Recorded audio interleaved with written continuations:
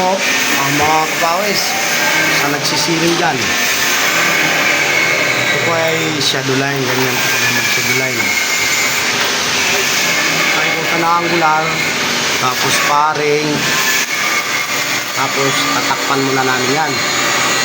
Tapos ito naman naka-uslit ng ito, ibig sabihin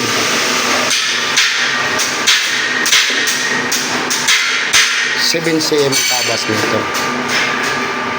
Para pagka nilagay mo doon, pinalabasan yan 5 cm din. Magiging groove na yan.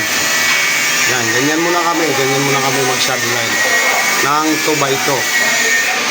Ayan, kakabit na ng bata ko. Yan, i-screw na lang ngayon sa taas. Yan, napakadali lang. Sa hindi pa nakakalam dyan, kahit ito'y CR lang ang aming ginagawa, malaking tulong din to kasi ang demo ko rito, shadow line lang. Yan. Kaya hindi nakakalam dyan, malaking bagay din yan. Paano mag-shadow line ng puro paring lang. Ayan siya. Ayan, shadow line na. Diba? Dali lang. Kakasama lang. Salamat sa panonood.